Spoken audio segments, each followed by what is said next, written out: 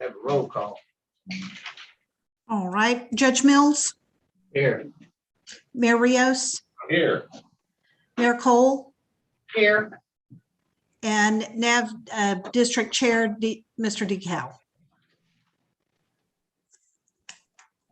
Okay, we have a quorum.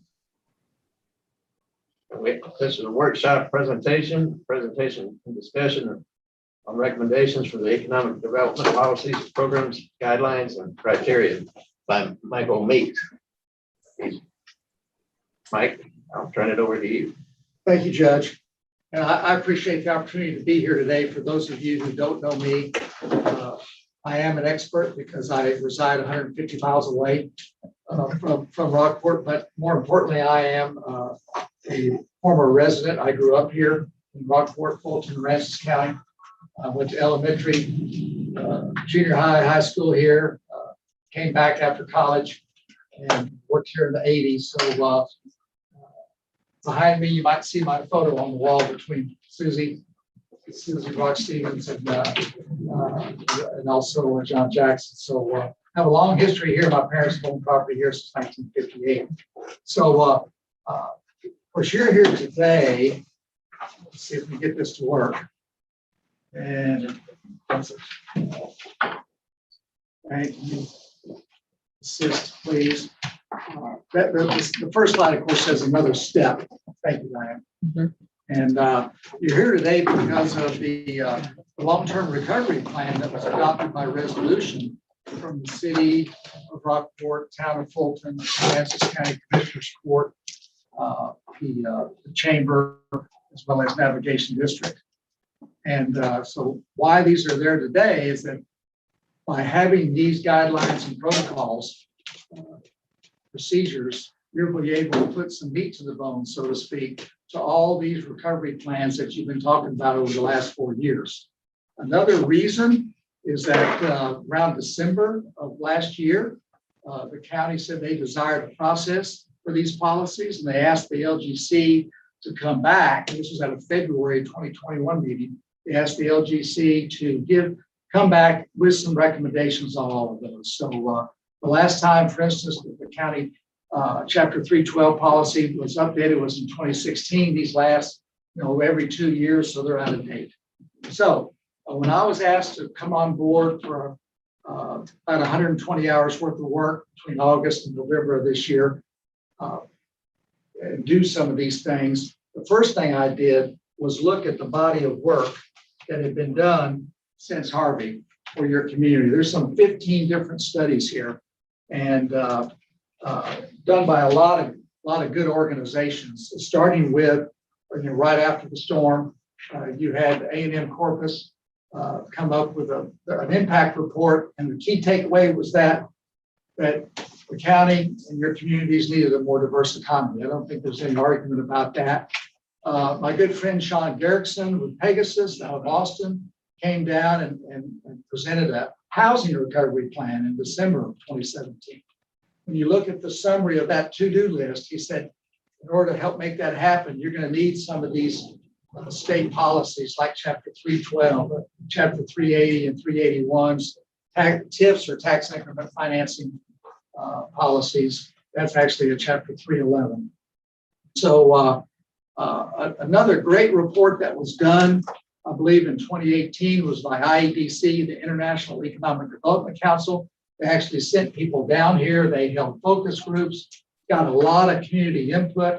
And of course, a key takeaway was economic diversification. And they even established a 5-year window, which I'm sure back then seemed like a long way away when you talk about 2023. Well, here we sit in October 1st of 2021, and 2023 is not that far away, but they recommended that you create an economic development organization. That's been done. They said diversify your economy, but do it through targeted markets. I call it targeted business sectors. We'll be talking about that in a minute. Adopt multi-jurisdictional incentive policies. That's what we're talking about primarily today. And of course, help grow your existing businesses utilizing some of these policies. They also said you need to address your infrastructure to recruit those targeted business sectors. got to be business recruitment ready. You got some healthcare gaps. You're making a lot of progress on that via some grants.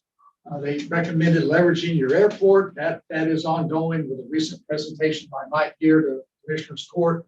You got some workforce needs, and unfortunately, you've acquired the property there on Business 30 or State Highway 35. There's a big event on that here next Thursday, and that's going to help with your workforce needs.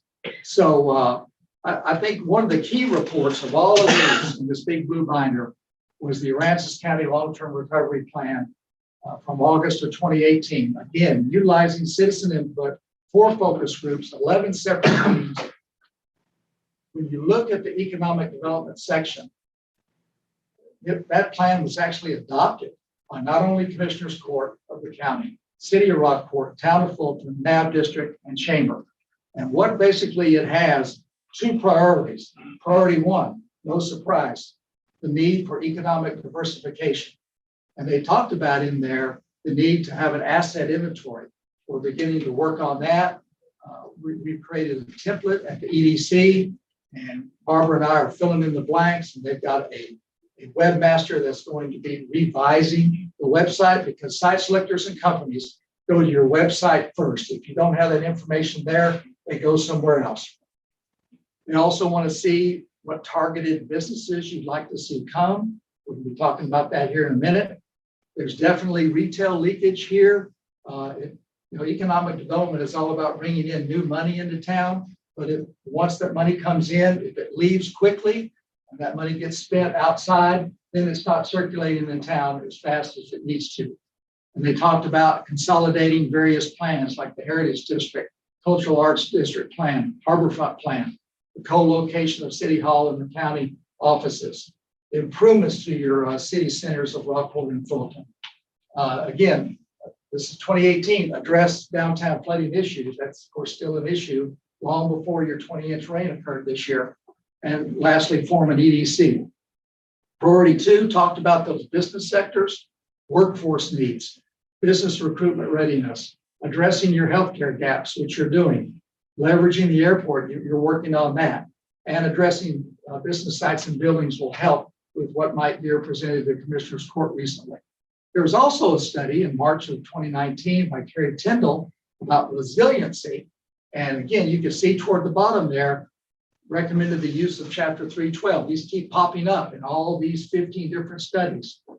Okay. Then a Rockport Fulton Regional Community Resilience Study by IC Squared out of the University of Texas in Austin, March 31. Some of the key strategies there. If you want to bring in new capital in the community, that really helps give you a sustainable economy. You're going to need to offer incentives in exchange for that capital, those jobs and that economic activity. So, Texas General Land Office, George P. Bush, August in 2020. They also came into your community. Used focus groups, had workshops, had interviews. 7 different key takeaways that you can see there, but I'll highlight the second one, the need for better internet, especially in the COVID era.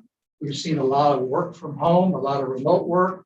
Those communities that have good broadband are going to win good, high quality jobs. And so there's a real benefit for Aransas County and Rockport and Fulton if they could get that fiber backbone going. There was also a presentation in April of this year about all the various incentive policies out there and processes.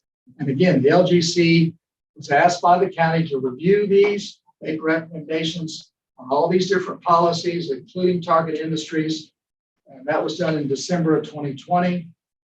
In turn, the LGC, y'all asked the EDC to return with those recommendations. That was in February of this year regarding these types of policies. And so there's a lot there. The reason you have these guidelines and procedures is you want to lower your unemployment. You want to strengthen your local businesses. You want to increase your I should have said commercial tax revenues, because that's really what you need, and attract some high quality jobs. One of the best tools you could use is Chapter 380 and 381. We've used it in 2019 on a couple of projects here already. And it's a very flexible tool. Chapter 380 is for cities. Chapter 381 of the local government code is for counties. Does the same thing, but allows you to use different things to fashion a win-win opportunity for your community. There's also something called public improvement districts, or a PID. That's found in chapter 372 of the government code.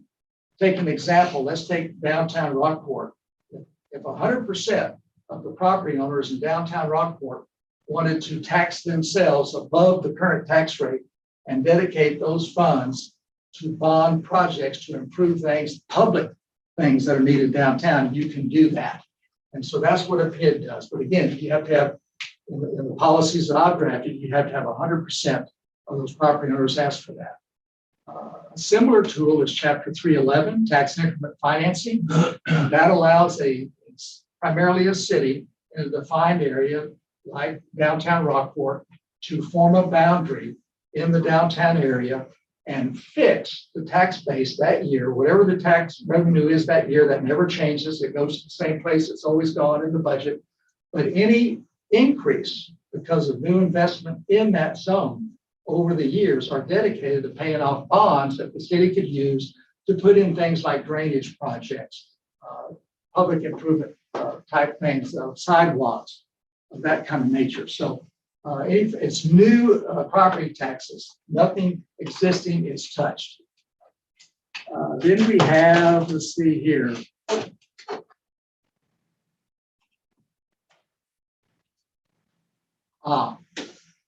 In that section, it talked about tax increment financing, which we just talked about, the Chapter 311, talked about Chapter 312.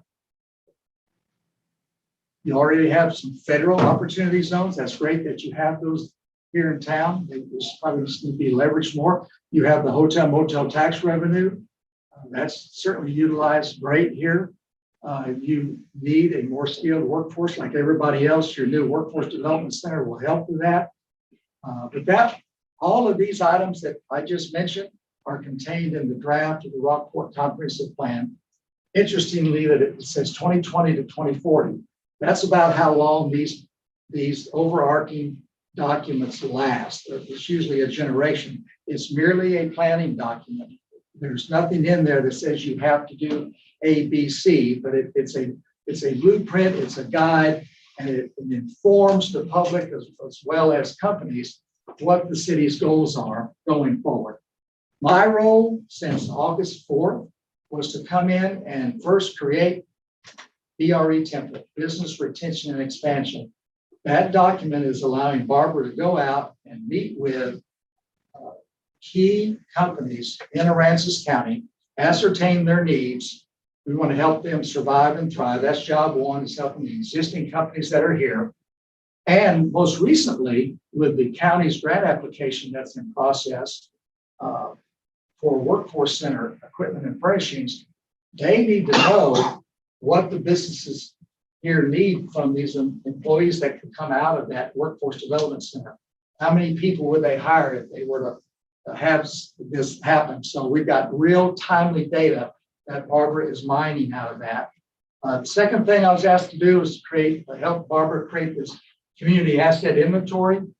What's critical about that, I mentioned the EDC website that's getting revised. Companies go there, they've got to have that information there. And so we're filling in the blanks now on all your community assets. Thirdly, develop the target business sectors and strategy. I'll show you those top 10 in a minute. I was made sure that I knew that these needed to be compatible, sustainable, and impactful to Aransas County, and also provide services so that you can lower the leakage, whether that be retail leakage or medical leakage leaving here. And finally, draft policies and procedures guidelines. Chapter 312, Chapter 311, 380s and 381s, 372s. Why are these important? Because it places these governmental entities like the cities and counties in a proactive, controlled position versus being reactive. Nothing in those policies, and I'll show these in some future slides, say that you have to do anything with anybody, but it puts you guys in the driver's seat.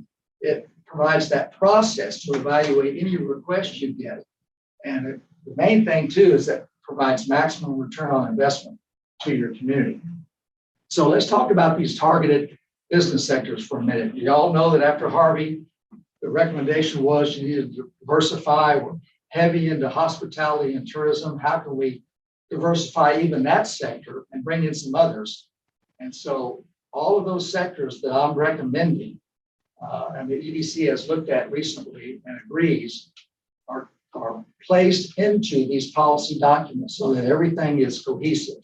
And again, it shows companies and site selectors that the community is in agreement on these business sectors. If there's one that's not in there, then they know that that's probably something that you're not going to consider.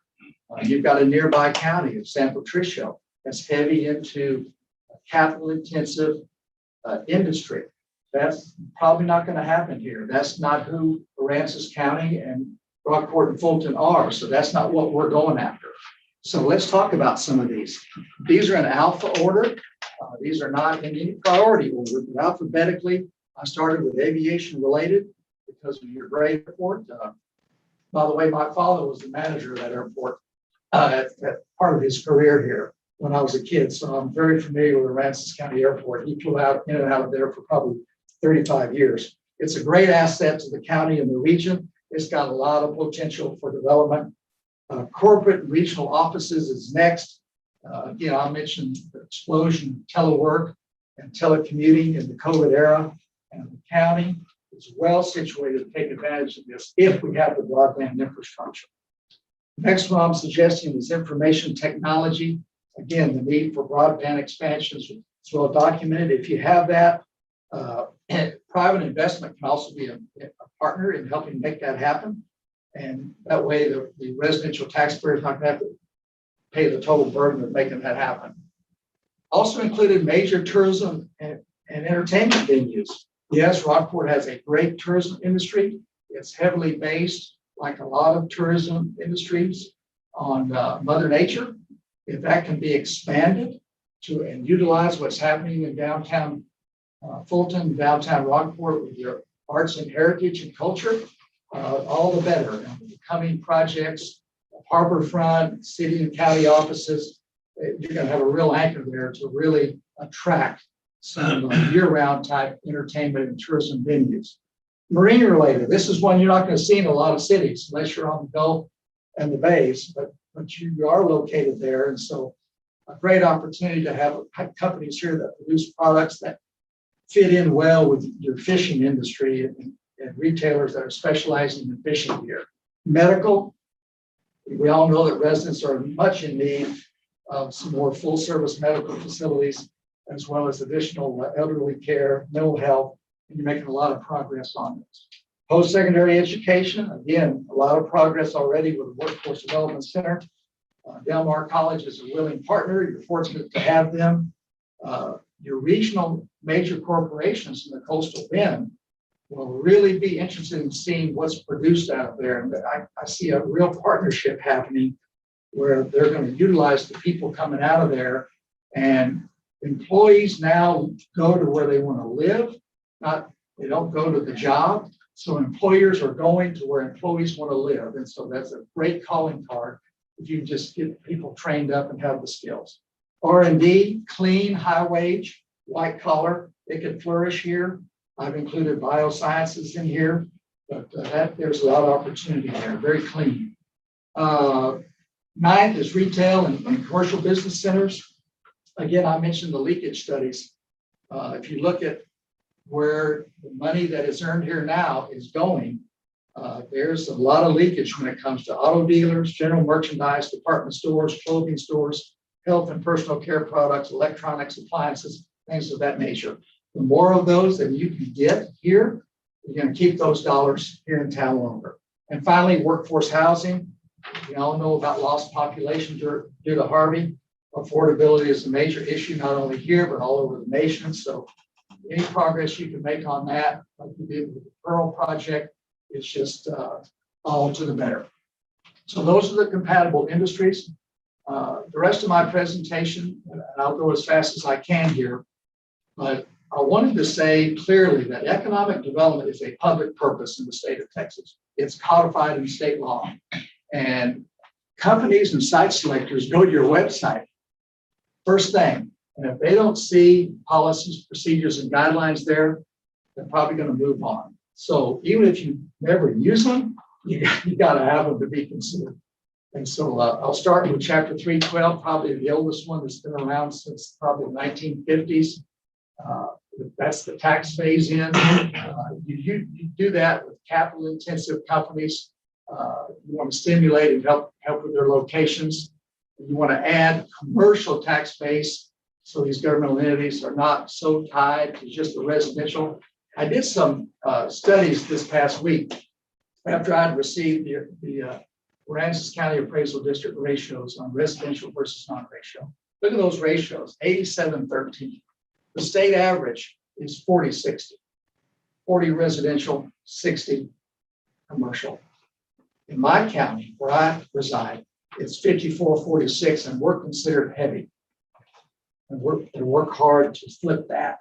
So you could see the challenge that you have in trying to pay for goods and services with only having residential rooftops to do it. So that's something I think if you could really work on the commercial ratios, that's a win-win for everybody. Again, these agreements, the city and the county are never going to be under any obligation to provide to any applicant. But these applicants see who our targeted business sectors are. So if they want to go through the process and spend the money, and it's going to cost them money to go through a process with no guarantees. I've also made it to where there's not any 100% deals, even if it's the first couple of years. 70 is the top figure. It averages about 55 over 8 years. And I want to make sure that buy local and hire local is included in the criteria like it was in the county's 2016 policy. Chapter 380s and 381s, a little more flexible tool for cities and counties, but if you're committed to high quality growth, quality of life for your citizens, this allows the governmental entities to do it, utilizing these types of agreements. And here, I gave preference in your policies and procedures to public infrastructure investments. And that's something that I think we all can support. Again, you're under no obligation to provide these incentives to anybody. I did put some criteria in there that you don't want to just be constantly looking at proposals that don't really move the ball down the field, so to speak. So on a new project, I put in there a minimum taxable value to the tax rolls of 10 million. If it's in downtown Rockport or Fulton, it's a lower threshold that you can see because those projects are more than likely sales tax oriented projects, which is of course important to those governmental entities. Also placed in there that you want high wages paid. You don't want to have below average wages paid. You want to, the only way you're going to bring everybody up is have the highest wages you can have. So you want employers here that pay above average wages. To your development efforts, to your whatever your economic priorities are, enhance both city and the county's fiscal ability to provide those services to citizens. And key is that they're not going to bring you an application that they created. These are on forms supplied by the county and the city. In other words, you're in control. They fill out your forms. They pay for any cost benefit analysis from their money to prove up their case. The city on the Chapter 311 policy is again on tax increment financing. I've pinned a policy on that as well. That's where you take the growth, not the current, but the growth of the new tax revenue associated with the development in an area, and you use those costs to pay off public improvements. And so that helps create a better situation in a defined geographic area.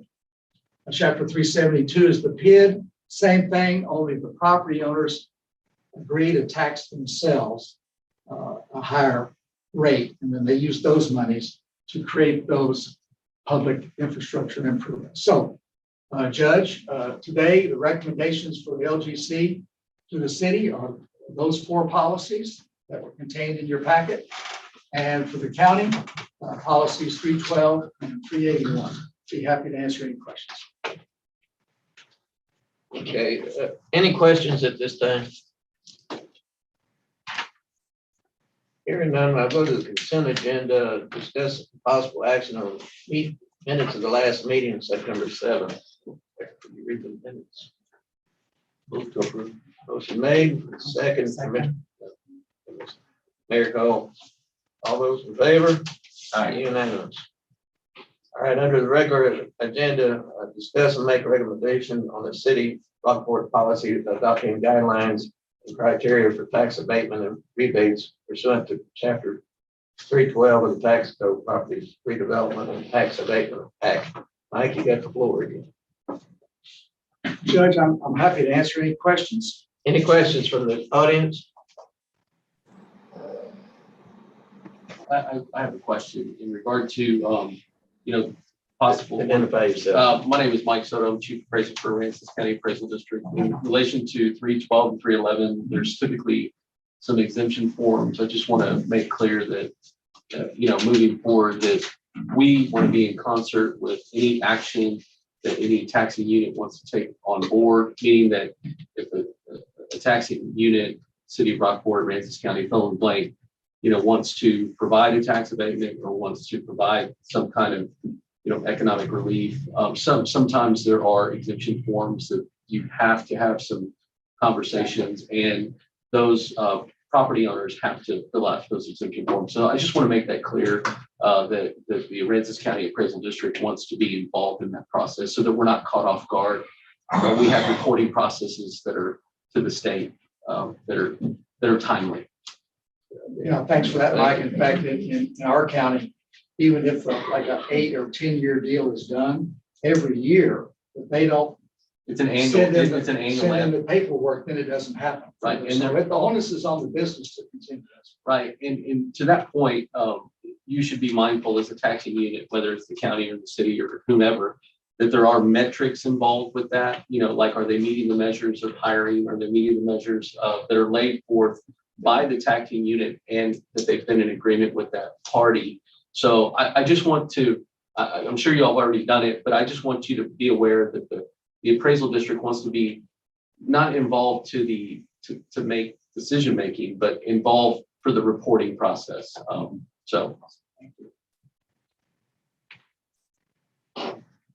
Yeah, just back it up. We have an annual review on we have 2 agreements, 2 380s, but where the applicants are required to report, right, and prove up that they're hitting the minimum requirements of the contracts. And you, somebody from the city, make sure that that's done. Yes. Yeah. Yeah, before we even, in the case where we have a sales tax rebate with one of the local organizations, before we even talk about cutting the check, they've got to produce all of the documents that we review extensively. In fact, not that it takes that much time, but we're pretty diligent about it and make sure that all the I's are dotted and T's are crossed. And there's certain requirements as far as employment and number of full-time employees and certain minimums that they have to adhere to. And they've been successful so far. So good. Any other questions from anybody? If not, we'll go to item. Jeff Hutt has his hand raised. I think he'd like to be acknowledged. And Christy Rutledge also is on the call. Somebody needs to unmute you. Yes, sir. Am I unmuted? Yes. Sir, could the presenter please state where his residence is and what his present occupation is? This is Jeff Hutt, right? Yes, sir. 2201 Prairie Road, Mayor Rios. Yeah, this is Michael Meek, the presenter. I reside in Comal County, city of New Braunfels, and I am the president of Meek and Associates, LLC. And are you affiliated with the New Braunfels EDC? No, sir. Okay, thank you. That's it. Appreciate it, Judge. You. Anyone else? This is I Christy mean, I feel, I'm sorry, I had sent in a form to Ms. Fouts to speak on these items. When is that time? And I wanted to speak on, in general, all 8. I know Mr. Kane is probably going to speak. I'd like to go after him. Okay, Mr. Kane, go ahead. Thank you, Judge. Andrew Kane, 2106 Lakeview Drive. As we're talking about the topic of abatements, I wanted to get y'all to consider striking anything to do with residential or housing out of the abatement policy. Where's the need? I mean, is Aransas County missing out on huge developments to Tivoli, to inferior Aransas County? When we do something like discounting or having the taxpayers help subsidize new development, I mean, we've got to prove where the need is and we're missing out on it. I don't see we're missing out on development on housing, especially. We have 1,300 houses currently under construction, or 2,300 coming. So we got big growth coming. We've heard for the last couple of years that this town is just growing and we can't do anything to stop it. It's inevitable. So there's not really a need for any more abatements like we did at Pearl Point. The other reason I wanted to point that out is we have to look at who's proposing this to the city government to impose. It's a private group with a buy-in who holds non-public meetings and they're not elected. And the EDC is full of realtors, investors, bankers, insurance, and builders. And from my talking to the employee and some of the people in the EDC, I do know that the goal is to include these abatements in upcoming housing projects. I actually was told that if we don't provide abatements, these housing subdivisions aren't coming. We have the growth already, it's coming, so I just don't see the abatements necessary for residential. Kiki Daya, how you pronounce it, I'm sorry, Kiki, with Allen's Rockport recently was quoted saying Rockport's a great investment. It's even better investment now and attractive for developers, so there's no need to provide abatements. On any abatements, I hope we can put notification in there, not the 72-hour normal that we see in this county where it comes out on a Friday night and the city government's ramming it through on a Tuesday on a first read. We need to have good notification to the citizens. And by that, I mean, not pass something on the first read, 2 public hearings, notification adequate so the residents have a chance to know what's going on and not just have it slide through on a Friday night on the agenda and mail a notification and action on Tuesday. So please provide good and solid notifications to the residents before you do anything.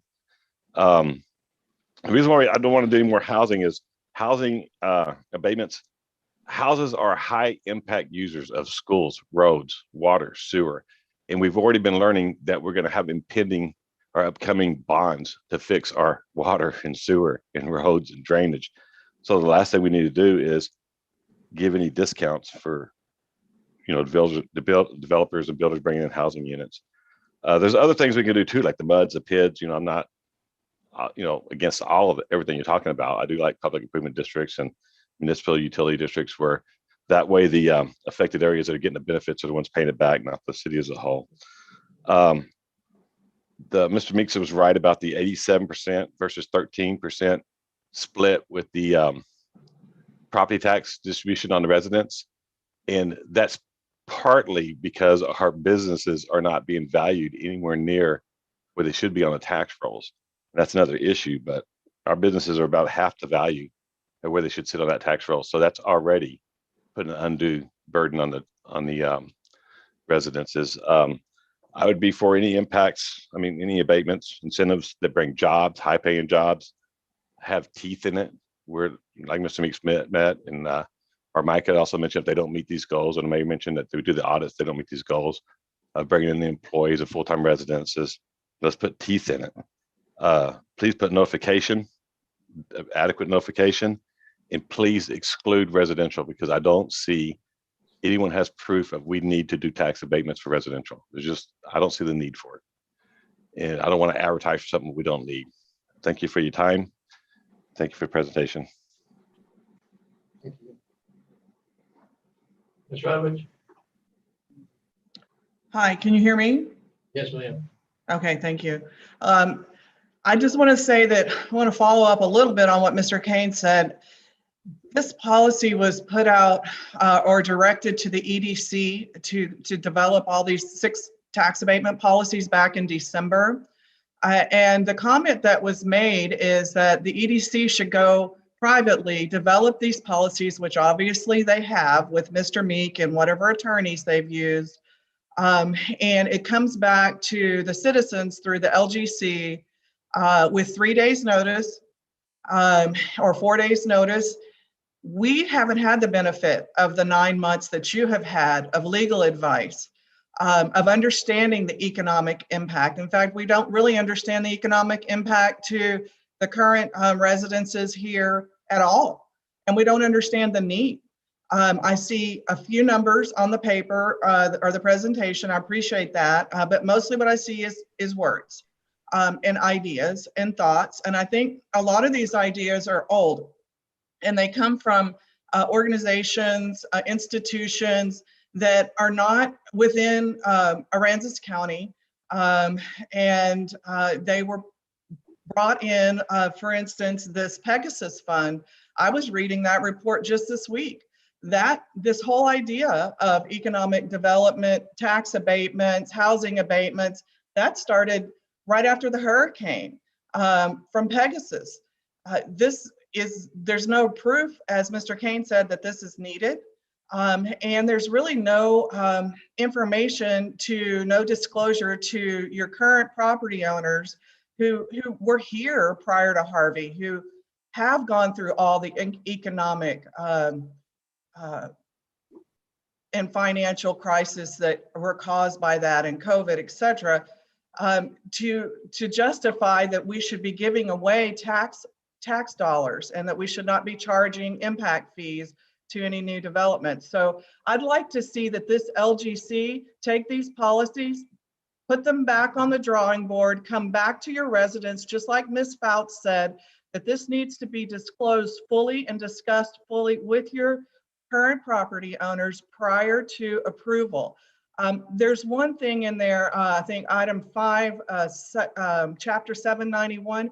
I don't even understand what that is. I think that needs to be explained. It seems like another governmental group or some kind of other board that would be in charge of making decisions for us, bringing forth policies, recruiting businesses, and it's kind of separates the accountability from our local elected officials and our taxpayers, our residents. And I think that we should avoid that. We're a very small community, and I think that our accountability needs to be at the local level, at the city, and at the Aransas County, at the Fulton level, at the navigation district level, and not with these outside boards like the LGC or the EDC, where we have zero input. As a matter of fact, when the EDC was first established, there was an article in the Rockport Pilot where Mr. Bacta said that all those meetings would be open to the public and that the public would be invited for input. And that's just not true. And the fact that the public has been invited supposedly to these studies that you're speaking about, that's not true either. The IC2 study that was done, that was, those public that were invited was the young professionals. That's all right on the website of the Rockport Fulton Chamber of Commerce. So again, we need to get the information out to the public before the LGC decides. I'd like to see a study on the economic impact. I have read many of the grants, many of the economic development policies that have come through the long-term recovery. And we've seen where a lot of it just doesn't make sense. That's why the medical facility or micro hospital proposal had to be reviewed by a committee because financially it didn't make sense. We were going to end up in another taxing district.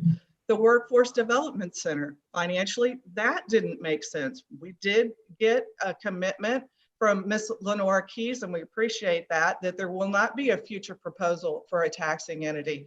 But what about all the rest of these ideas? Let's go ahead and make sure that the citizens, the residents of Rockport Fulton, understand the impact of these economic development policies. What is the cost to the taxpayers? And are these policies needed? Where is the accountability to the taxpayers? Because we don't want to have to be arguing these every single time, as Ms. Fouts said, that they come up to our local level. If there's going to be a preset set of standards, forms, as Mr. Meeks said, to fill out, it sounds like they're going to all be kind of everyone in alignment based on what you all decide today. I think that needs to come with some disclosure prior to this board approving moving these policies forward. There needs to be some disclosure to the residents of Rockport. What is the economic impact?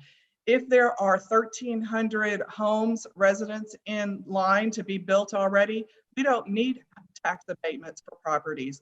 I know for a fact that the 10-year tax abatement to Pearl Point cost $473,000 for a sewer line. And was that put into the city of Rockport budget? Did the residents of Rockport know about that prior to that development being extended, that tax abatement? I don't think so. How much tax money is coming in on that property? These all things need to be disclosed. And we also need to have time to understand them. You've had 9 months. Actually, you've probably had about 3 years because you brought in experts, and it kind of tilts the power away from the taxpayers, away from the residences, and puts it in the hands of the businesses and private boards. And so I don't feel like this is appropriate for our community, especially the size that we are. Our theme is the charm of the coast. We should be all working together in full disclosure, and we should understand the economic impact of all of these policies prior to them being kind of rubber stamped at the LGC to go out to the boards. Because I would assume that whatever is decided on these policies today is going to be put forward to Aransas County, to the city of Rockport, and that those entities will be expected to rubber stamp them. Then we go into another sort of long drawn out debate. It's really not necessary. You all just come to us and let us know what is the economic impact to your taxpayers currently. Mayor Rios went to the Texas legislature August the 30th, and he was asked by Chairman Oliverson if Rockport was becoming a place where only the lifestyles of the rich and famous could live. And he said, well, he didn't want it to be that way, but it was starting to be that way. And he's seeing that the economic development policies are taxing people, forcing them out of their community. Thank you. Interrupt you. Oh, question. So, anyone else have any questions? Jeff has his hand up again to speak. Sir, I didn't know it was my time to speak. I apologize. Okay. Judge, I like to disagree with Mrs. Rutledge on one thing. We are not the charm of the coast. We are the toast of the coast. To Mayor Cole, Judge, this is our home. This is where we live. If we screw this place up, we can't leave. What you heard today was a lot of talk, but you didn't hear any case studies. And that's because the case studies aren't there. Wherever economic development has come into a community, it has led to accelerated growth, destruction of the natural environment, the displacement of generational families who have lived there before. In Comal County, New Braunfels, it's the second largest growing city in the country. And last year alone, the property values jumped 17%. Property taxes increased. The lure to this for the regular citizen is we're always told that if we give these tax incentives, your taxes will eventually go down in the future. And that's not the case. There are no case studies to support that. What happens is property values increase because government is funding development, and then taxes have to increase because there's no way that these tax abatements can keep up with the growing infrastructure needs. So the communities that economic destruction has come to has literally destroyed them. Judge and Mayor Cole, please don't let this happen. We have kids who want to live here and our kids after that. Second thing is, I would like to say that if the long-term recovery plan was put forward to the people today, it would not have passed. The courthouse, We already called a question, Jeff, yes, sir. question's been called, so we'll have to go on. Yes, sir. All right, thank you. That's fine. Thank you. You understand. All right. I just got a couple of comments. Thank you, Mike, for your Yes, sir. your presentation. And I just want to emphasize that we do have substantial leakage, which we seem to be putting our finger in that hole in the dike. The medical's been a huge issue for us. We've lost so many medical dollars to outside communities, Corpus Christi in particular, but Victoria, Houston, San Antonio, with large medical centers. Looks like we're addressing that now, so a lot of that is stay here, which will also bring better paying jobs. I know the medical industry traditionally has higher pay because of the skills and things. The retail leakage is also significant. It hurt us when Bell's closed. I know we have no longer have a department store. It's an issue that needs to be addressed because again, that creates jobs. But with the broadband piece, that would allow us to have much higher paying jobs. Eventually, it would be nice to have jobs in that high five to the low six-figure number for people working out of the home or small regional offices here. I think that's something that with this community could truly appreciate and grow from.